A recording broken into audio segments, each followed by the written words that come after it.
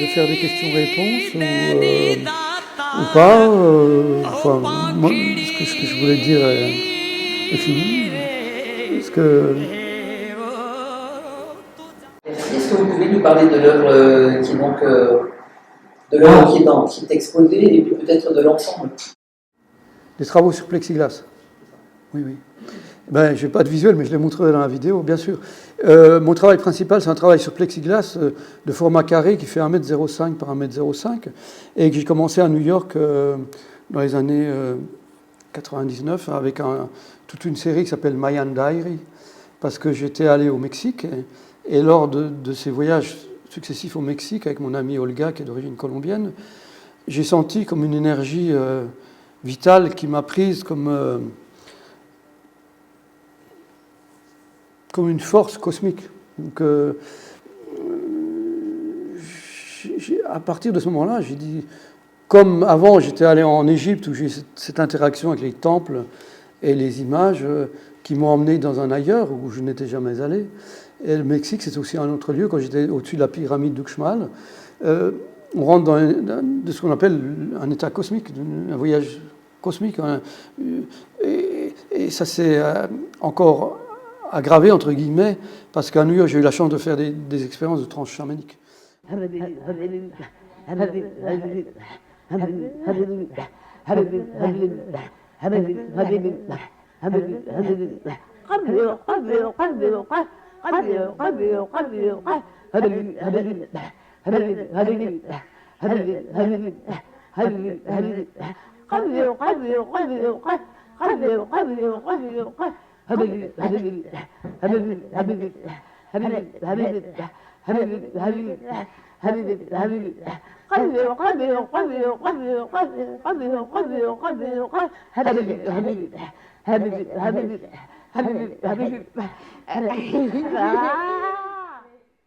Donc, tout ce que connaissent les Amérindiens, je ne dis pas que je le connaisse, parce que je n'ai pas fait l'expérience avec mon propre corps, je n'ai pas fait la danse du soleil des Sioux, mais j'ai pu rencontrer ces énergies dont ils parlent. Et donc, j'ai travaillé, j'ai mis beaucoup d'images de transe dans mon travail. Par exemple, des prêtres aztèques qui se percent le pénis pour entrer en transe, pour rencontrer les dieux. Pour moi, la transe est très importante parce que on rencontre des univers qu'on ne connaît pas, bien sûr. Donc, cette toile là au-dessus, cette plexiglas, c'est une œuvre, c'est une déesse maya. Je crois qu'elle se perce la langue avec une corde et pour entrer en transe, justement. Et leur société était les Mayas et les Aztèques étaient très ritualisés, leur temps était très ritualisé. C'est-à-dire que les prêtres se levaient plusieurs fois la nuit, comme les prêtres ici font leur prière. Eux, ils se perçaient le pénis pour bloodletting, pour laisser tomber le sang dans des feuilles de mangue et qu'ils brûlaient après pour parler aux dieux.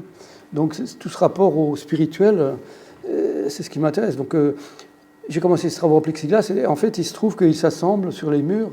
Et donc vous avez vu mon exposition à Besançon, il y avait, qui faisait 80 mètres carrés, il y avait 72 peintures dans les escaliers du musée. Et j'aime développer ça un peu de manière nomadique parce que les unités sont faites comme ça et je les mets dans des caisses et on les emmène, on les accroche dans un autre lieu. Et c'est un peu un spectacle. J'aime que ce soit facilement déplaçable, mais monumental en même temps, c'est le paradoxe. Oui. Est-ce que vous recréez cette œuvre toujours de la même façon? Ah non. On était allé monter une expo en Haute-Marne, on avait fait un mur qui faisait, je sais combien, enfin bon, 8 mètres 30, 8 mètres et quelques par 3 mètres de haut. Ça dépend de l'espace. Comme ici au musée, ça faisait 10 mètres par 2 mètres de haut, puisqu'on ne pouvait pas faire plus de 2 mètres de haut, 2 mètres 10 de haut. Oui, ça dépend de l'espace. Moi, je m'adapte à l'espace. Oui. Bon, comme j'ai tout un stock d'œuvres, peut-être 200 au total, oui, donc je vais vous montrer là le visuel, justement. Voilà, c'était à Narbonne, un centre contemporain qui s'appelait l'Aspirateur. Et donc, voilà, ça fait 6 mètres 30 par 3 mètres 15.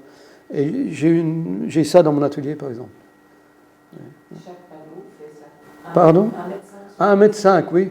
Et c'est une interrogation parce que j'ai fait ça de manière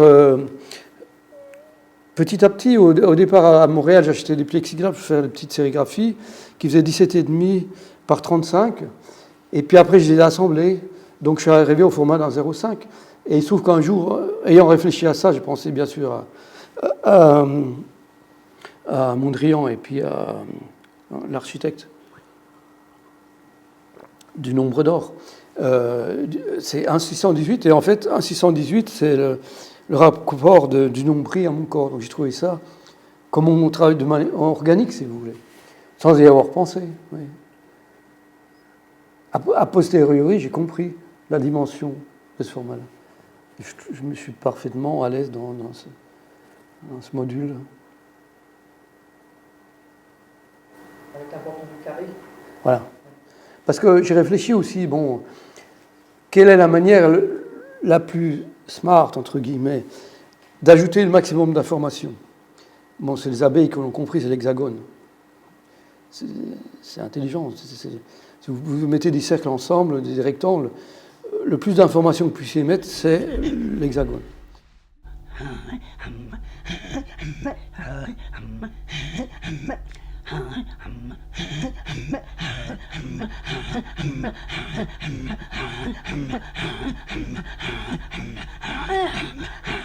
Mais le carré, c'est pas mal aussi.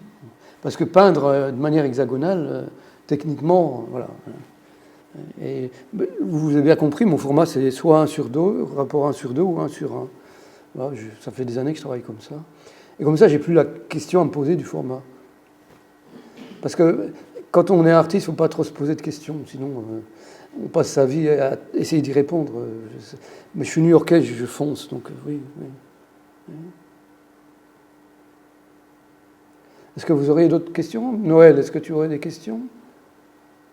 Personne d'autre a des questions, effectivement, je peux avoir quelques remarques peut-être par rapport à...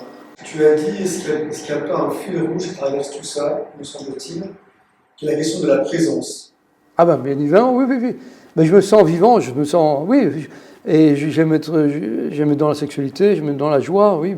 Bien sûr, bon, forcément, on vit dans un pays où la présence est pas très bienvenue. C'est vrai qu'à New York, je me sentais comme un poisson dans l'eau. D'ailleurs, je me sentais plus fort. Pour exemple, j'ai une petite amie qui est venue me voir de New York, mais Jean-Pierre était tellement différent en France qu'à New York, c'est vrai que même mon corps se rétrécit. Et c'est un problème de culture, oui. Et j'ai eu la chance de pouvoir vivre à New York, de pouvoir m'être développé. Et tu as raison, c'est la présence, voilà. Et du coup, dans différentes formes, dans différentes modalités, me semble-t-il. Oui, mais tu es présent partout. Quand tu es au monde, tu es au monde. C'est ça qui c'est pas restrictif.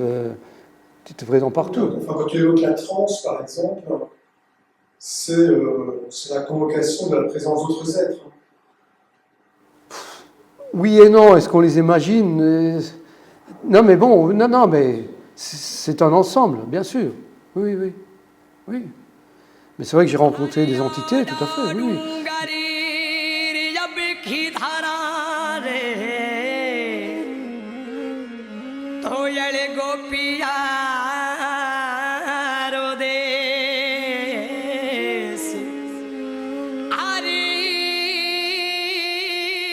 D'ailleurs, pour rencontrer une transe chamanique, c'était que souvent dans les transes, on meurt, on devient squelette, et les serpents mangent notre corps, notre chair, et puis après, les esprits nous reconstruisent, c'est ce que racontent les Amérindiens. Et donc, là, j'ai rencontré 4 esprits féminines qui m'ont reconstruit le corps. Quand on voit ça, ça parle. Bon, après, je pense qu'au-delà de nous, au-delà de nos cultures, il y a quelque chose qui est au-delà de la culture. Comme j'ai dit, les aborigènes connaissent parfaitement. Sauf que, comme leur carte des rêves, c'est comme une carte géographique dans laquelle ils pouvaient voyager physiquement. Sauf qu'en détruisant la nature, ces êtres-là ne peuvent plus voyager physiquement, comme les Indiens du Brésil. Si on détruit leurs forêts, leurs arbres, ces entités n'existent plus. Et donc il y a quand même une présence physique quelque part qui est important de garder.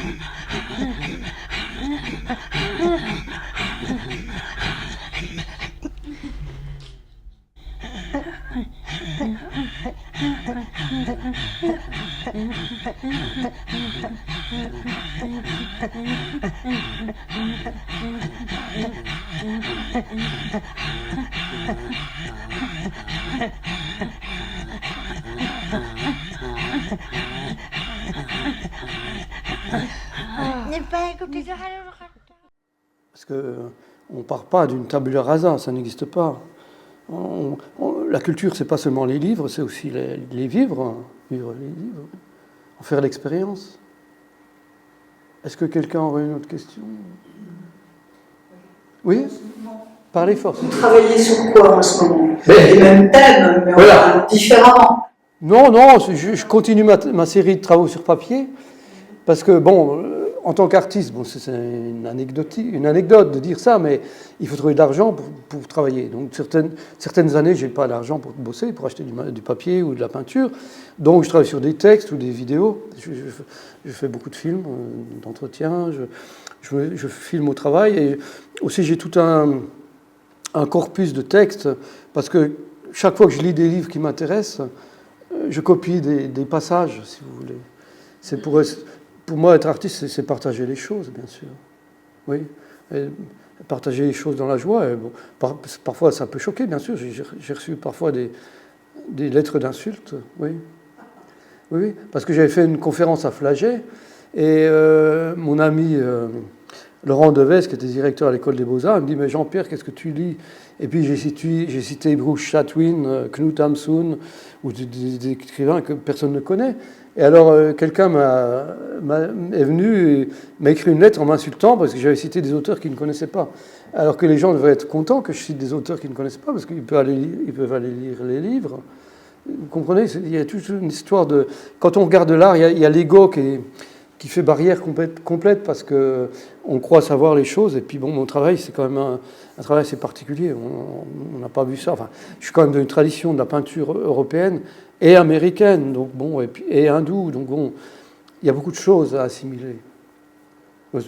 C'est la façon dont je ressens, et dont Noël ressent aussi les choses, puisqu'on doit faire une troisième partie dans notre entretien qu'on a déjà filmé. Je pense à un ami peintre qui a très très mal digéré une remarque de quelqu'un, oui, qui lui disait que sa peinture était vulgaire. Et comment est-ce que vous réagiriez, vous? Il y a de vulgaire que dans le regard des gens, parce que ça l'a blessé quelque part. Jung, j'aurais dû prendre cet extrait de Jung, parce que c'est exactement cette situation, oui.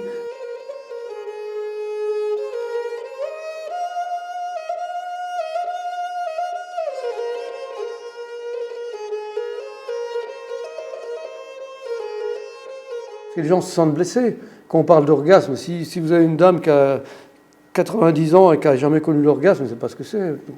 Il y a quelque chose qui les blesse, forcément. Mais l'art, ça fait mal quelque part. Ça bouge les choses.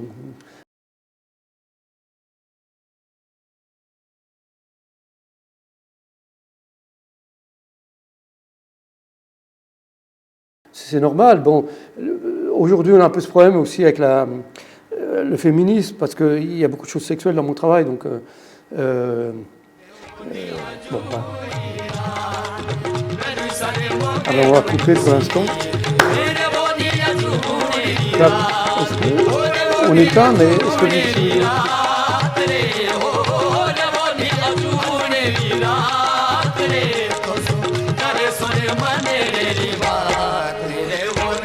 जूनेरा